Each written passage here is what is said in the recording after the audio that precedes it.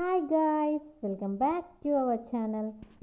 ఈరోజు మన వీడియోలో ప్రతిరోజు మనం ఉపయోగించే వాక్యాలను ఇంగ్లీష్లో ఏమంటారో నేర్చుకుందాం.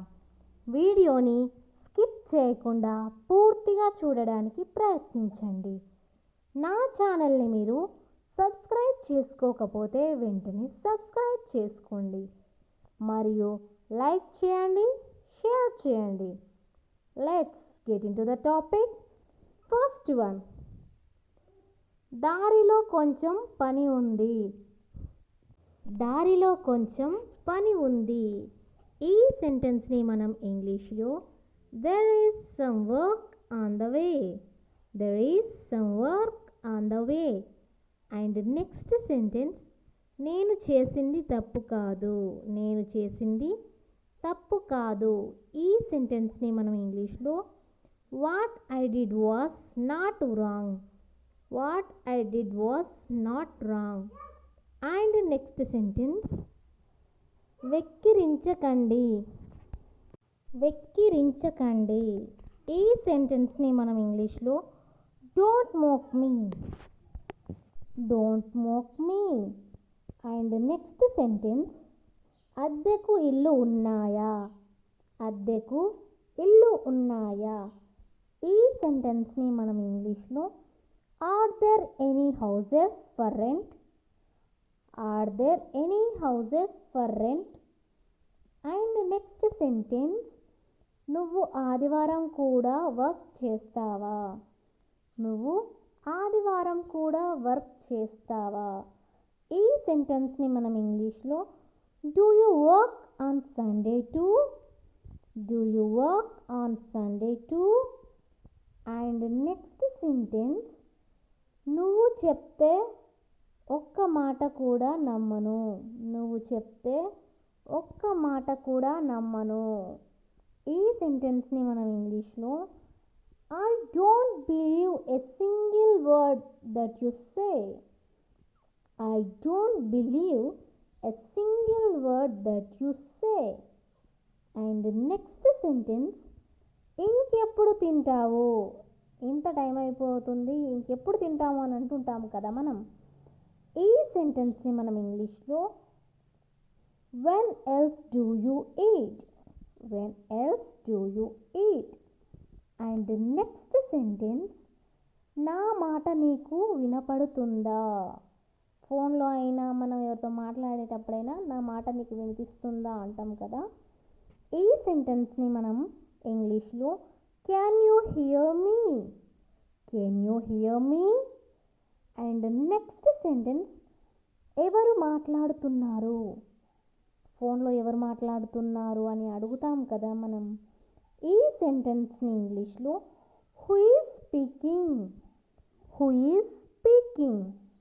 అండ్ నెక్స్ట్ సెంటెన్స్, నువ్వు చెప్పేది నాకు అర్థం కావడం లేదు. మళ్ళీ చెప్తావా. నువ్వు చెప్పేది నాకు అర్థం కావడం లేదు. మళ్ళీ చెప్తావా. ఈ సెంటెన్స్ని మనం ఇంగ్లీష్లో I don't understand what you said. Can you tell me again. I don't understand what you said. Can you tell me again?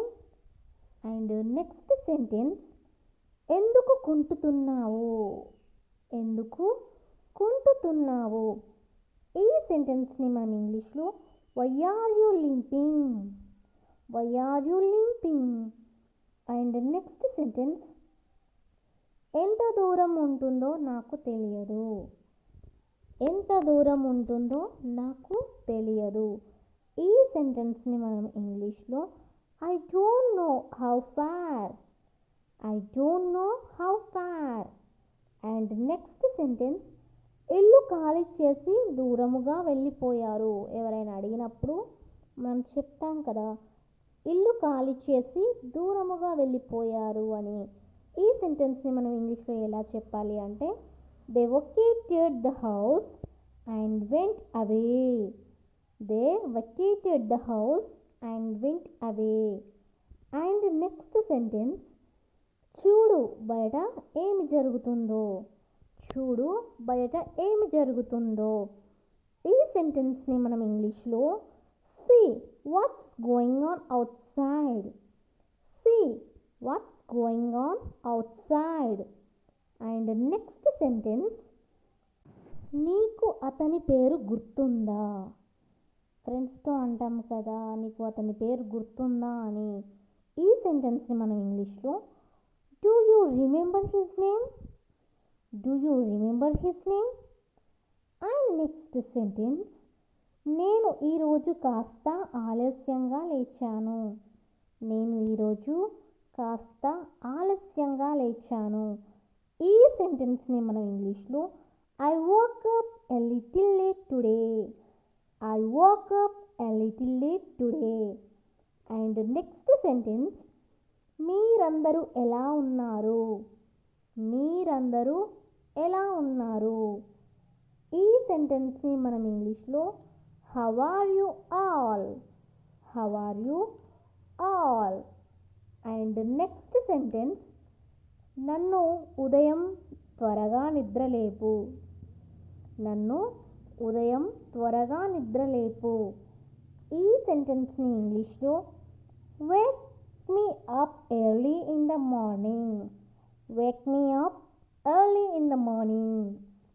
And next one, అతనికి ఇంటి దగ్గర ఇష్టం. అతనికి ఇంటి దగ్గరే ఉండడం ఇష్టం అని అంటాం కదా. ఈ సెంటెన్స్ని మనం ఇంగ్లీష్లో he loves being at home. He loves being at home. And next sentence, నేను ఈసారి రాకపోవచ్చు.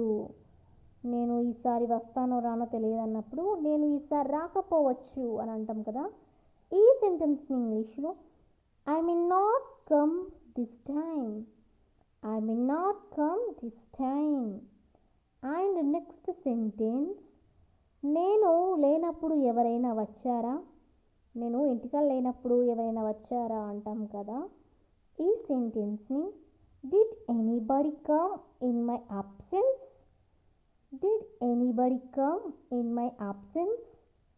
అండ్ నెక్స్ట్ సెంటెన్స్, ఎంతమంది వెళ్ళాలి. ఎంతమంది వెళ్ళాలి. ఈ సెంటెన్స్ని ఇంగ్లీష్లో how many people have to go. How many people have to go. And next sentence, నేను చెప్పింది నువ్వు చేస్తావా. నేను చెప్పింది నువ్వు చేస్తావా.